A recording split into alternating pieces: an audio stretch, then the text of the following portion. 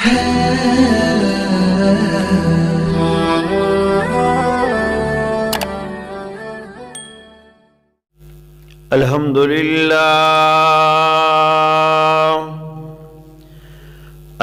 لله نحمده ونستعينه ونستغفره ونؤمن به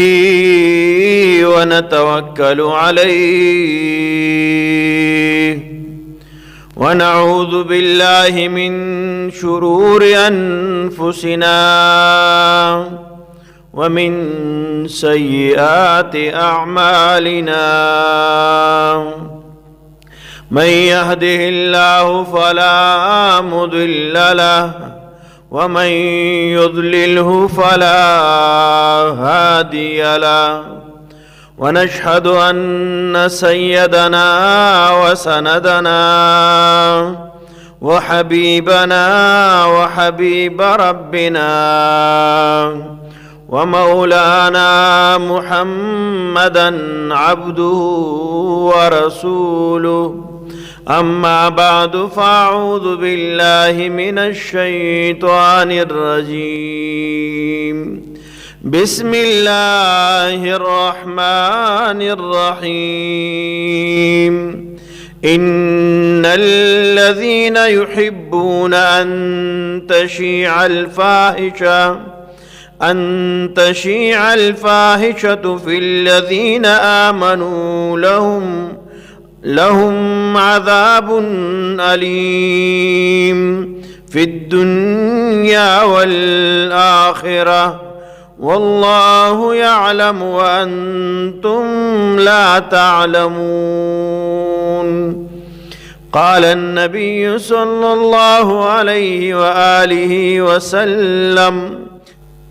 الإيمان بضع وستون شعبة والحياء شعبة من الإيمان. قال النبي صلى الله عليه وآله وسلم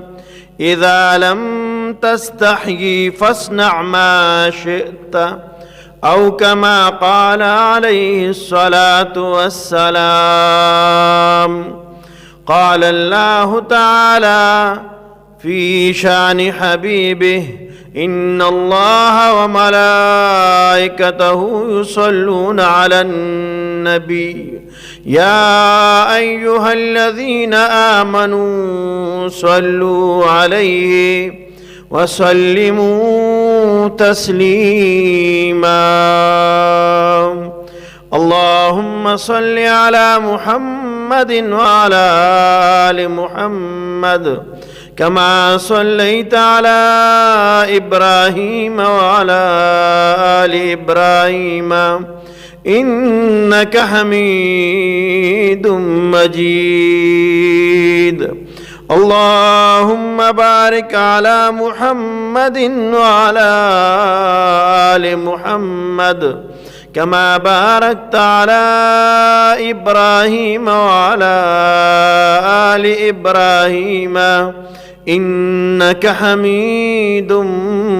مجيد. زما قابل قدر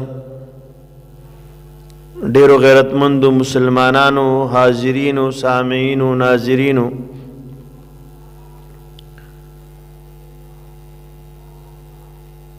الله رب العزت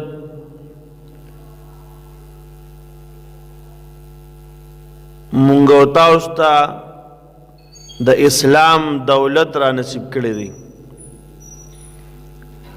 او جناب نبی کریم صلی الله علیه و آله وسلم ارشاد فرمائی چې د ټولو انبیاء علیه السلام او ته الله رب العزت داوی امت ته الله رب العزت صفات ورکړي دي او فرمای زما د امت د دین اسلام صفت هغه حیا ده.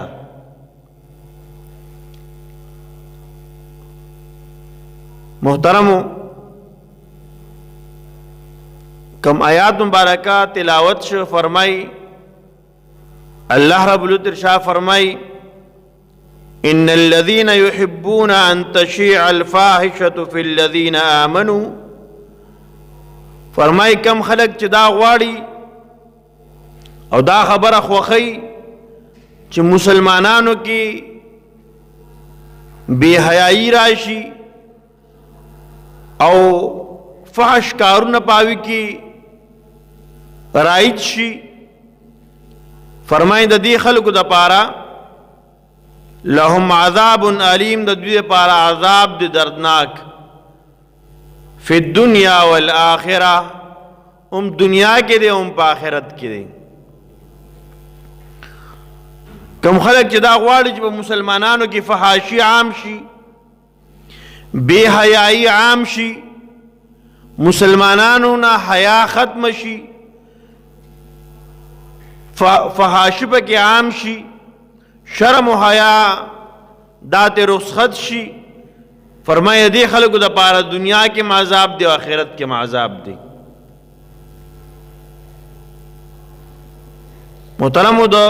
حد ابو ہریرہ رضی اللہ تعالی عنہ نہ روایت تی بخاری شریف ذکر کړی دی فرمای چې د ایمان د شپېتو نه زیاتې شاخونه دي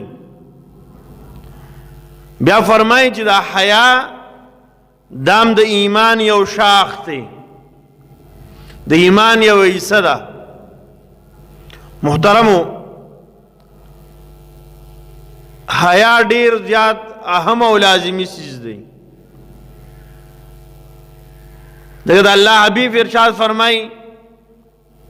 اذا لم تستحي فاصنع ما شئت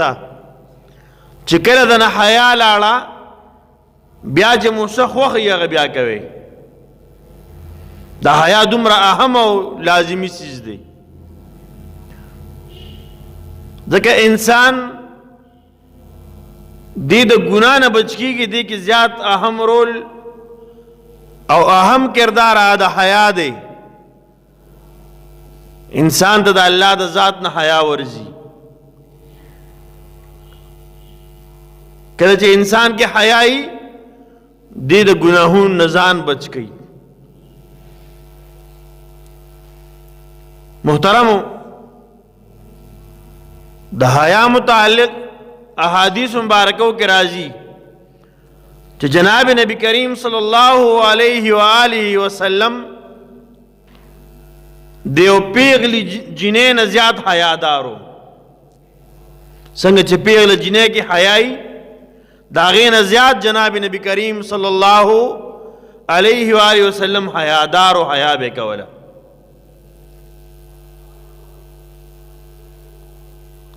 دا قرآن محترمو دا جناب نبی کریم صلی اللہ علیہ وآلہ وسلم زم حضرت عثمان رضی اللہ تعالی عنہ دا متعلق احادیث مبارکوں کی روایتوں کی واقعہ ذکر کی فرمائی حضرت عائشہ رضی اللہ تعالی عنہ فرمائی کہ جناب نبی کریم صلی اللہ علیہ وآلہ وسلم زما پا کور کی یعنی زما پا اجرہ کی موجودو پدی کی ور اٹھا کولی شو سوال جواب شو چھ ابو بکر صدیق رضی اللہ تعالی عنہ دا جناب نبی کریم صلی اللہ علیہ وآلہ وسلم سرا ملاقات کول غواړي فرمائی جناب نبی کریم صلی اللہ علیہ وسلم پا کور کی چونکہ دا کور ماحولو پا کمرہ کی دن ناستو دا کور ماحولو بل کمرم وڑوا ذکر حضرت عائشہ رضی اللہ تعالی عنہ دا جناب نبی کریم صلی اللہ علیہ وسلم دا شپی معمول ذکر کئی وی جناب نبی کریم صلی اللہ علیہ وسلم دا شپی تحجد کول اللہ تبود ریدو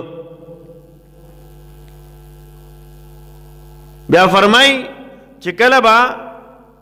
سجدی رتلو نو بعضې وخت کې به زما خپې غځېدلې وي دومره ځای به په کمره کې نه و چې بیا به جناب نبی کریم صلی الله علیه وسلم به سجده لګولې وي نو بعضې وخت کې به زما خپې په لاسو باندې اخوا کړئ نو دومره خو وړه کمره وه محترم فرمائی حضرت عائشہ رضی اللہ تعالی عنہ فرمائی چې ابو بکر صدیق رضی اللہ تعالی عنہ راغی جناب نبی کریم صلی اللہ علیہ وسلم سره ملاقات کو څه خبرې اترې وی کړې بیا لاړ اجازت یې وغوښته بیا لاړ محترم بیا وی لږ ساعت بعد جناب نبی کریم صلی الله علیہ وسلم اق شانته ناست دی د خپې لګي لګي ښکارې دی په دې کې بیا ور وټکولی شو او ویل شو چې حضرت عمر فاروق رضی الله تعالی عنہ اجازت غواړي د جناب نبی کریم صلی الله علیه وسلم ملاقات جناب نبی کریم صلی الله علیه وسلم مور بی فرمائی ماته وی چې ته ځان پرده کې پټ کا ځان او قبله ته مخ کا او دیوال طرف ته مخ کا ځان باندې کپڑا را واچوا اجازت ته ملاو شو جناب نبی کریم صلی الله علیه وسلم لا حضرت عمر فاروق رضی اللہ تعالی عنہ راغی وسره کېناست خبرې اترې وکړې اجازت وغوښته واپس لاړ لږ ساعت تیر نو جناب نبی کریم صلی الله علیه وسلم پاک حالت کې ناستو ډډې والے وا وی بیا وروټکولی شو او تپوسو شو وی چې حضرت عثمان رضی اللہ تعالی عنہ اجازت غواړي د ملاقات جناب نبی کریم صلی الله علیه وسلم تو فرمایل چې وته اجازت تیرا دیش وی ما ته وی پزان ځان پټ کا پرده کې کا پزان صادر راواچ او دیوال طرف ته مخ کا او دیوال سره جوختو کینا بیا خپل ځان سم کو خپل کپڑے سم کړی کمی خپې د کمزې پورې ښکارې دي هغې پټې کړی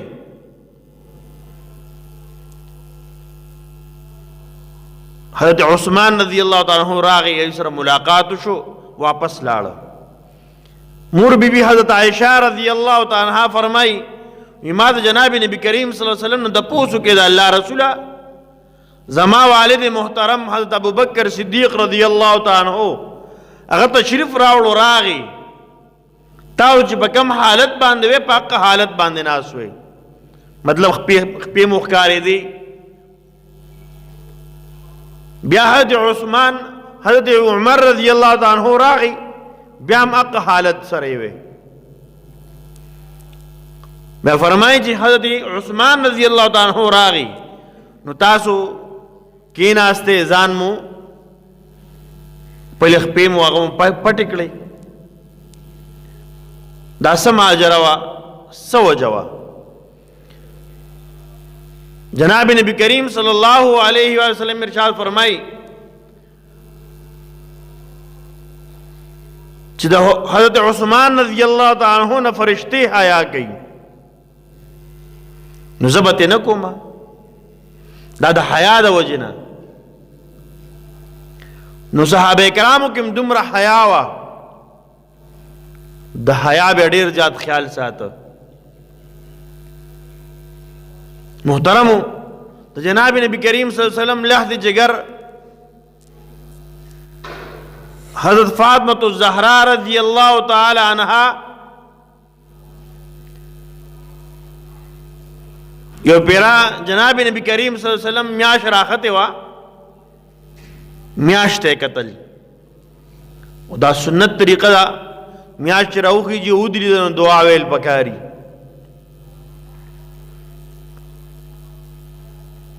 نو جناب نبی کریم صلی اللہ علیہ وسلم حضرت فاطمہ رضی اللہ تعالی عنہا تا وی چې تم دې میاشت وګوره دعا ووایه کنه حضرت فاطمة الزہرا رضی اللہ تعالی عنہا ورته یو عجیبه جواب ورکړ. وی بابا جان د الله رسوله په دې وخت کې عام خلک د سپومې ته ګوري، میاشت ته ګوري، ځکه میاشت نه وي راختې د خلکو ته ګوري، دار چا پې نظر لګي او هر کس بل ته وایي وګوره میاشت راختې ده. مونږ خو اوس ورو اسلامي میاشت د کتو نه د لیدو نه د دې د اهتمام نه مونږ ورو لرې کېږو، حالانکه دا سنت عمل دی، مستحب عمل دی چې انسان مسلمان له پکار چې د میاشتې حساب کتاب کوي د اسلامي میاشتې، بیا د کتو خیال ساتي چې میاشت په کله راخیږي. بهرحال محترمو، آیا وخت کې به خلکو اهتمام کو قتل به وتا. حضرت فاطمه زهرا رضی الله تعالی عنها فرمایي د الله رسوله زکه وته نه ګورم دی وخت کې ډیر خلک دی میاشت ته ګوري، او زه دا نه غواړم چې زما نظر او د غیر محرم خلکو نظر هغه په دې میاشت باندې دواړو باندې یو ځای ولګي. اگر چې دا څه ممنوع نه دي، څه حرام نه دي، ګناه نه ده، خدا د حیا د وجې نه چې زما نظر او د یو نامحرم نارینه نظر دواړه په یو شیز باندې ولګي، په یو ځای باندې، دا زه نه خوښوم. دومره حیا. دغه فاطمه زهرا رضی الله تعالی عنها چې کله وفات کیږي نو وصیت کوي چې زه وفات شم نو مالا زما جنازه د شپې وکړي، بل چې زه کله وفات شم نو زما د جنازې د پاسه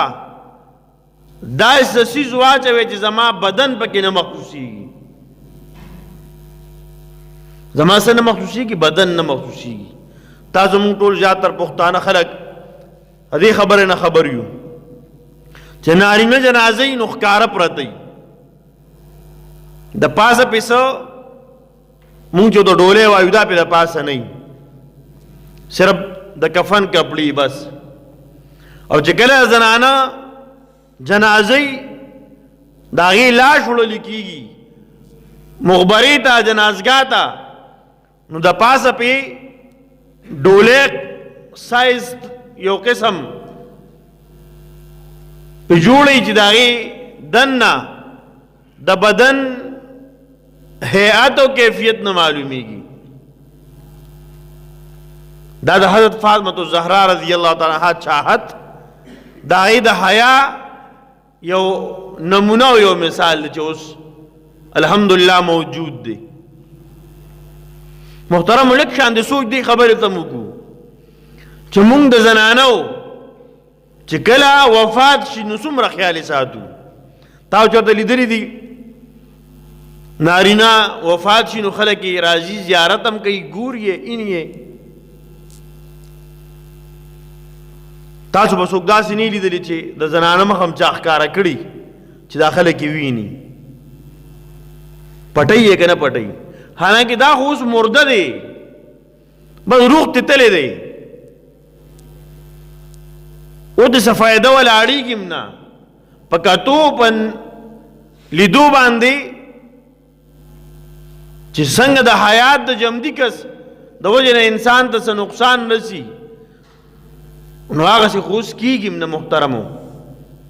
خو بیا هم مونږ دغلته په شریعت څومره خیال ساتو، د خپلې خور، د خپلې مور، د خپلې لور، د خپلې ترور، د خپلې نیا ابې، د اویا او تیاو کالو، د لس کم سلو کالو زنانې د هغې مخ پټي.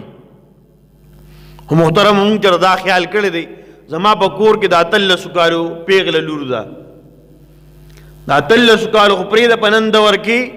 زم چې د 8 کالو پیغله ماشومې د دې مخ پټ ساتل پکار دي.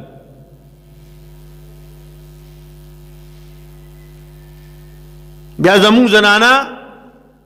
په کم لباس کې بیا ګرځي، هغه تاسو ته ښه معلوم دي. مونږ بار بار وایو یاره خلک قرآن شو، دا خلک څوک دي؟ خو زما او ستا رشتي دي ورسره که نه، یا به زما خوري، یا به زما موري، یا به زمونږ، یا به زما بیبي، خو دغه رشتي دي، ترور به یي که نه. مونږ چېرته خپل د زنانو د لباس تپوس نه دی کړی چې تا دا کپړې واغستې، آیا د دې اچول استعمالول تا لپاره څنګه دي؟ دومره نری لباسي چې بدن پکې ښکاري، او بیا یې جوړ په دې طریقه باندې کي چې د خپل رور لم ته حیا ورځي، د خپلې خور ته نه شي کتلی، تر دې پورې خپل زوی له حیا ورځي چې خپلې مور ته ګوري، داسې لباس جوړ کی. سلنډ دی، ستنګ دی، په بعضې ځایونو کې دومره کلاو شي